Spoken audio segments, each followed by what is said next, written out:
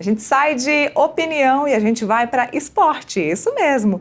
Quem está aqui hoje no estúdio, que estava de férias, muita gente de férias nesse Portal Metrópolis, viu? Quem voltou aqui comigo hoje é Rafael Costa, ele que recebe uma visita importante aqui no nosso estúdio. Ele está com o influenciador esportivo Carter e os dois vão falar sobre um assunto que eu, infelizmente, não consigo falar. Adoraria debater o assunto, mas eu vou deixar para quem entende. Então eu deixo para você, deixo a bola com você, Rafa. Olá, Neila, olá a todos os nossos espectadores. Pois é, estamos aqui nos estúdios Metrópolis recebendo o Carter. Carter, prazerzaço, cara, muito obrigado, seja bem-vindo. Prazer é todo meu, já me sinto em casa, você sabe, né? Pô, seja bem-vindo, que isso. Pois é, eu tava de férias, mas sabe quem não tava de férias? O Campeonato Brasileiro. E olha, mais uma vez, para quem não conhece o Carter, ele é o dono da página. Esse dia foi louco, né? Criado em 2014, Carter? Criado em 2014, né? Na ressaca do 7-1 ali, né? Nossa, que momento, hein? Era uma época que a internet estava vibrando com esse assunto, né? A gente sabe, o brasileiro sabe muito bem tirar sarro de si próprio, né? Eu acho que essa era a pegada ali. E aí desperta aquele saudosismo, né? O futebol era melhor lá atrás, então foi nessa pegada que a gente começou. Perfeito, dono das melhores legendas do Instagram e dono da maior matada de bola no peito dos últimos jogos da seleção, confere? Cara, exatamente, né? Aquilo ali foi um registro importante, né? Eu tenho um vizinho lá que a gente sabe quando a coisa realmente saiu da bolha, é quando o seu vizinho, que normalmente não tá na internet, né?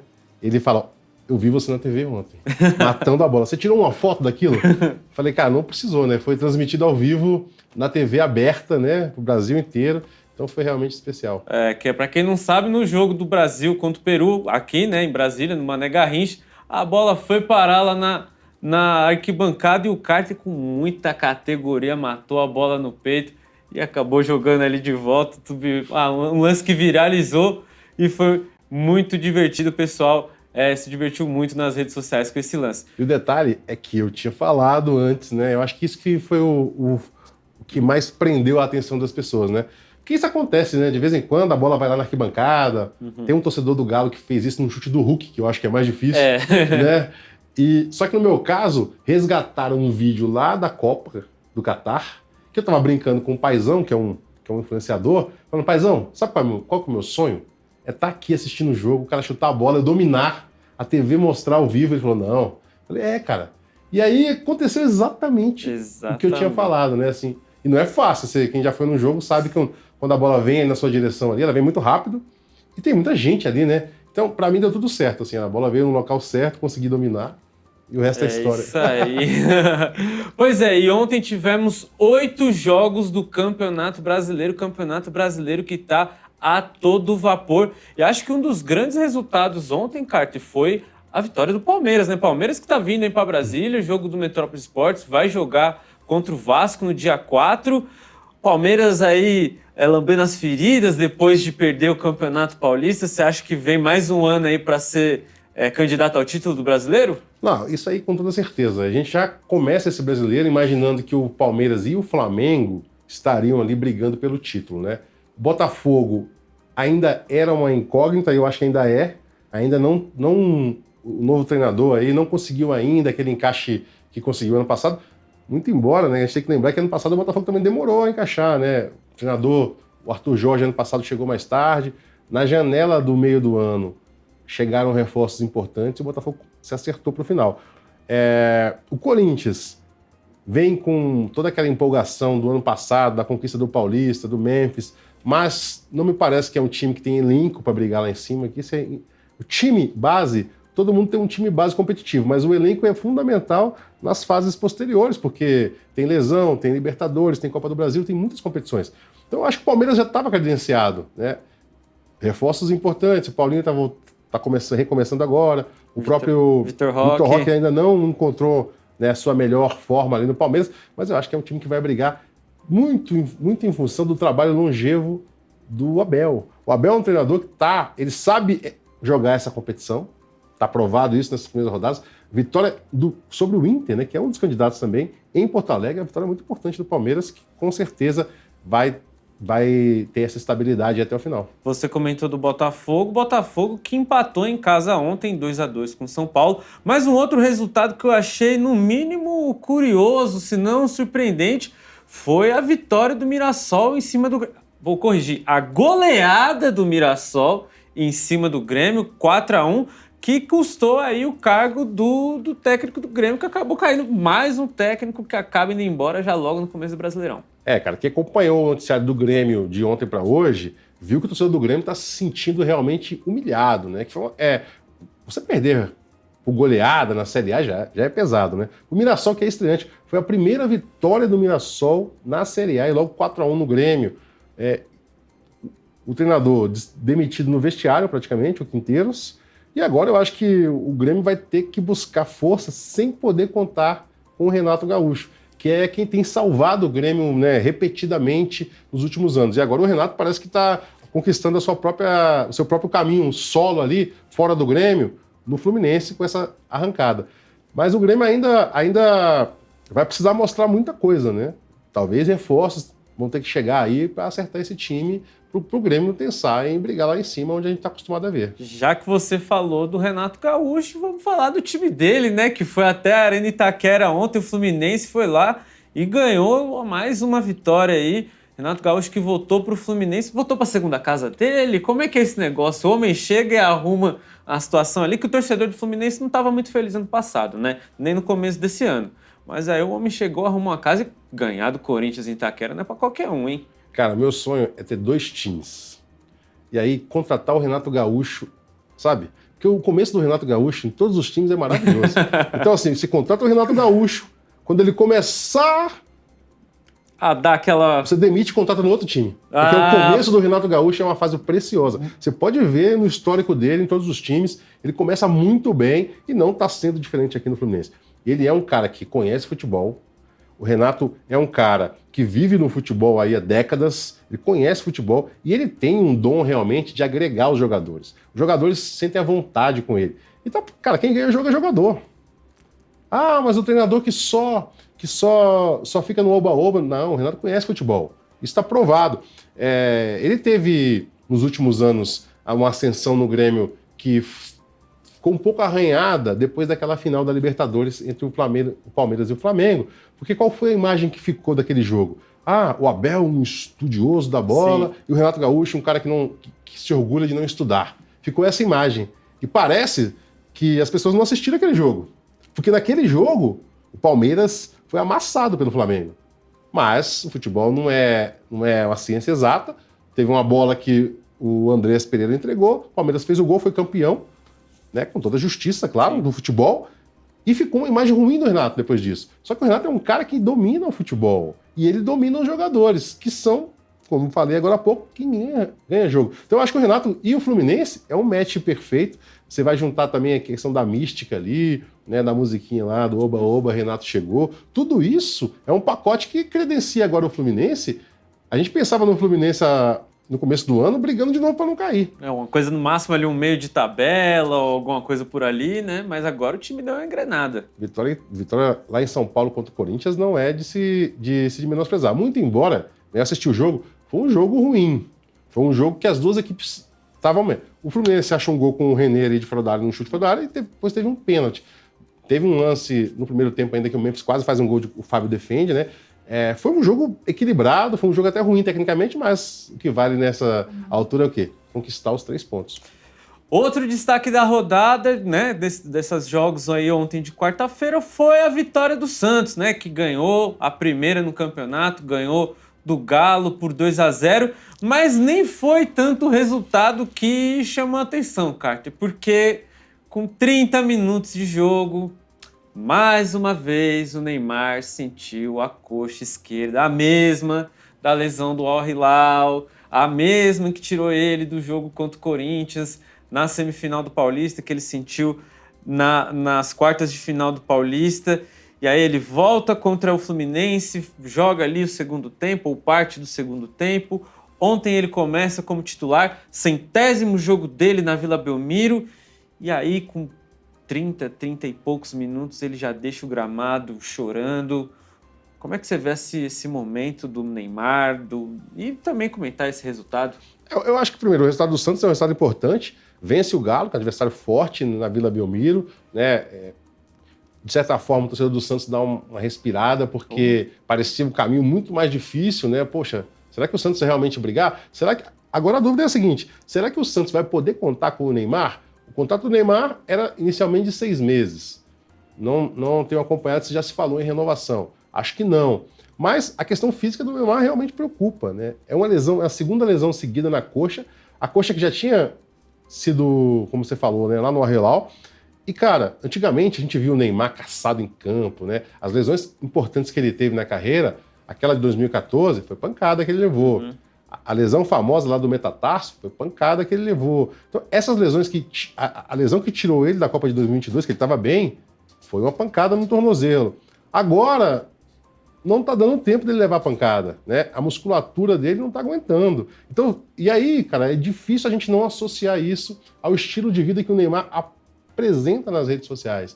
O Neymar não parece um jogador muito dedicado na parte física, na recuperação, então isso tudo vai pesar, né? E ontem, cara, dá para ver a frustração dele, a tristeza dele, eu acho que ninguém fica feliz com isso.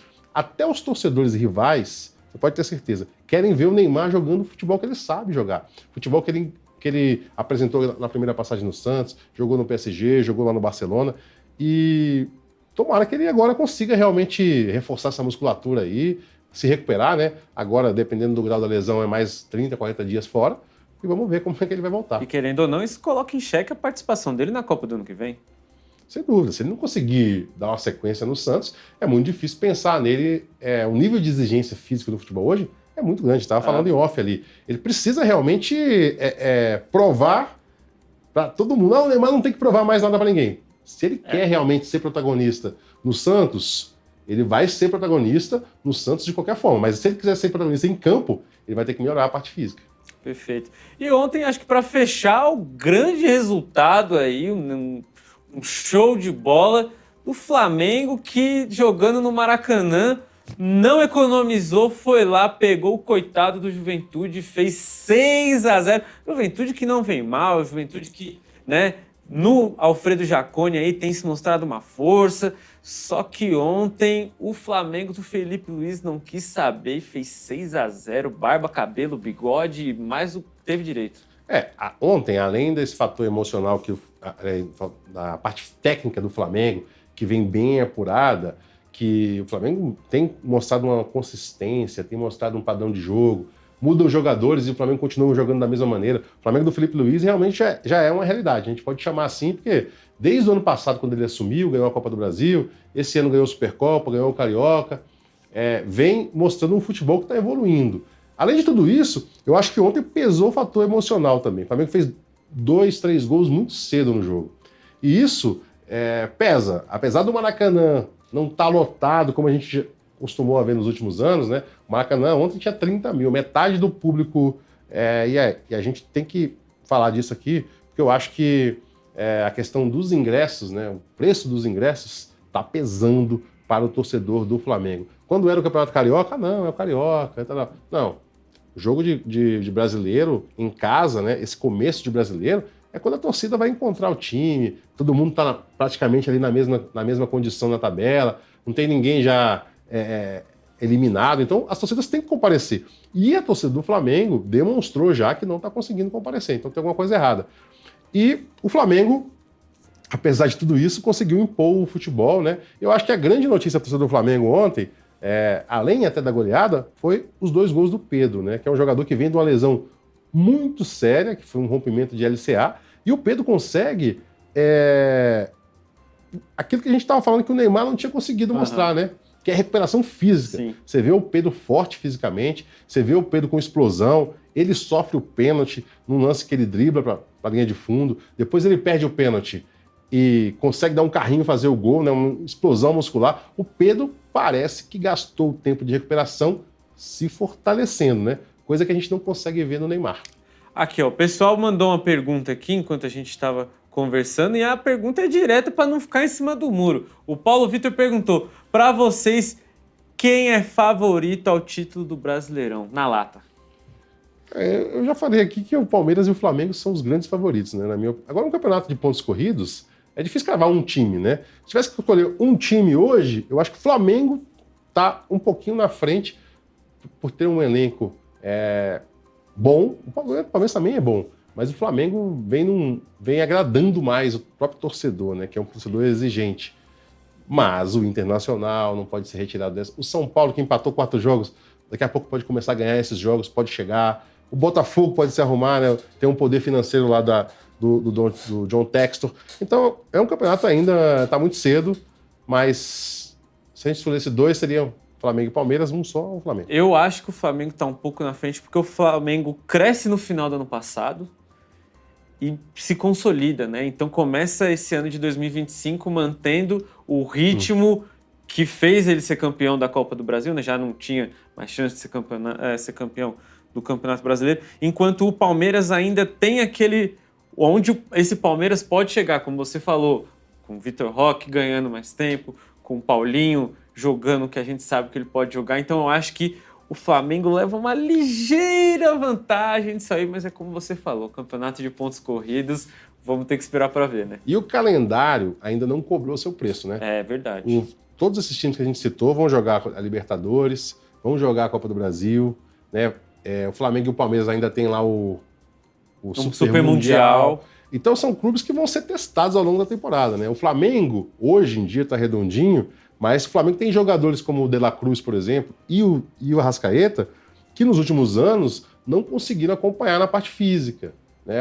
Então, assim, tem que ver como que o Flamengo vai chegar também do meio para o final do ano. Quanto que o Palmeiras vai chegar do meio para o final do ano. Ano passado, o Palmeiras não teve grandes problemas com lesões, o Flamengo teve muitos. Sim. Então isso acaba atrapalhando também. Então isso aí essa questão ainda é uma incógnita. E tem um problema que o Flamengo está enfrentando aí nos seus bastidores, que é a questão do Bruno Henrique, né? O Bruno Henrique que apareceu aí, né? Começou a ser investigado aí numa questão de que ele teria forçado um cartão amarelo naquela partida contra o Santos em 2023 para favorecer um esquema de aposta. Como é que você vê essa situação de um cara tão grande, né, um ídolo tão grande para o Flamengo, como é o Bruno Henrique, que se tornou um dos protagonistas aí desde 2019, no centro de uma polêmica como essa, Carter? Esse é um problema que a gente talvez vá ter que enfrentar muito mais vezes daqui para frente, né? Jogador importante, jogador ídolo do Flamengo, e que por um momento ali que ele está num ciclo social que ele se sente protegido, de vez em quando fala uma coisa e isso pode realmente comprometer o futuro dele, como cidadão, como atleta.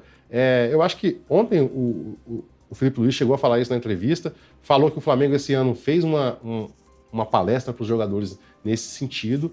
E, cara, como o inquérito policial ainda está numa fase muito incipiente, né, o que a gente tem é o que apareceu foi divulgado na imprensa ontem, prints de jogadores. A gente tem que ver como é que essa história vai realmente se desenvolver, né? O Bruno Henrique, quando falou lá atrás, ele falou com muita tranquilidade, falou que é inocente. Então a gente precisa ver como é que isso vai evoluir. Mas é realmente uma situação muito séria. E eu acho que na parte desportiva é o que as providências vão ter que chegar também, né, na parte da justiça desportiva. Porque outros jogadores envolvidos em questões semelhantes sofreram punições. Então eu acho que é o caminho natural que aconteça também com o Bruno Henrique. Aconteceu com o Bruno Henrique, já aconteceu com outros, né, como a gente estava falando no off. Teve o Bauerman, teve Aleph Manga, enfim. Vamos esperar para ver. Carter, só tenho a agradecer a você. Estamos aqui de portas abertas. Sempre que precisar, conte conosco. Foi um prazer. Valeu. Conta comigo também e vamos embora. Valeu.